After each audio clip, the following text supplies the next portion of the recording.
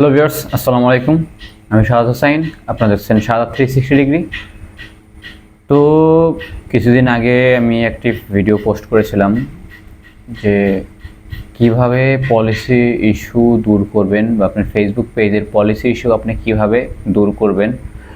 তো অনেকেই এর মধ্যে কমেন্ট করেছেন যে তারা ভায়োলেন্সের ইস্যুতে রয়েছে বা সেট আপ অপশন আসার পরেও তাদের পেজে নতুন করে পলিসি ইস্যু অ্যাড হয়েছে।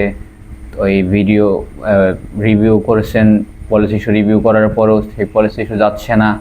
তো সেই ক্ষেত্রে যারা এই কমেন্টগুলো করেছেন তাদের জন্য বলছি যে আপনাদের যদি কোনো পলিসি ইস্যু থেকে থাকে তাহলে অবশ্যই আমি যেভাবে বলেছি সেভাবে আপনাদের আমি আগের যে ভিডিওটা ছিল সেই ভিডিওতে আমি দেখিয়ে দিয়েছি কীভাবে আপনারা চেক করবেন যে পলিসি ইস্যু কোন কারণে রয়েছে।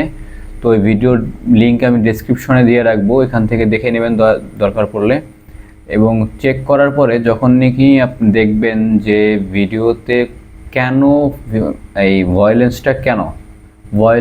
পলিসি ইস্যুটা কেন, সেটা যখন আপনি দেখতে পাবেন আপনি তখন যে রিলস বা ভিডিও বা আনঅরিজিনাল কন্টেন্টের কারণে এই ভায়োলেন্স ইস্যু বা পলিসি ইস্যু যেটাই হোক বা কেন, সেই ভিডিওটা বা রিলসটা আপনি আপনার পেজ থেকে রিমুভ করে দিবেন।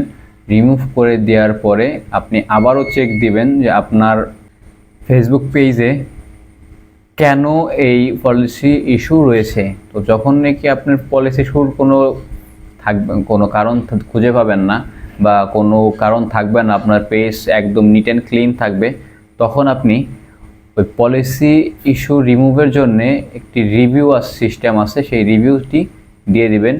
এবং রিভিউ দেওয়ার পরে রেগুলার দৈনিক একবার বা দুইবার বা সপ্তাহে দুইবার, সপ্তাহে চেষ্টা করবেন সপ্তাহে 7 দিন হলে বেস্ট, যদি না হয় 4 দিন বা 3 দিন লাইভ করা, 3 দিন বা 4 দিন লাইভ করা।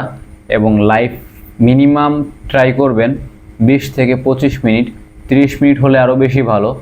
আপনার ভিডিওতে যদি লাইভে যখন রয়েছেন তখন যদি কোনো কেউ ওই লাইভ নাও দেখে, তাও আপনি 20-25 মিনিট লাইভ করবেন এবং লাইভের এই ভিডিওটি পোস্ট করে দিবেন।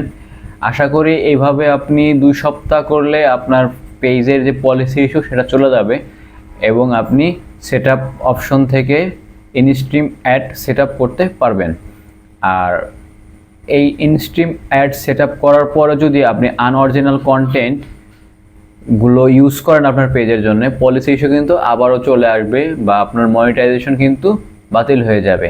তো কখনো এই আনঅরিজিনাল কন্টেন্ট বা কারো কাছ থেকে কন্টেন্ট নেবেন না, কারণ ওই কন্টেন্টে আপনার যতটুকু উপকার হবে তার থেকে বেশি আপনার পেজের ক্ষতি হয়ে যাবে।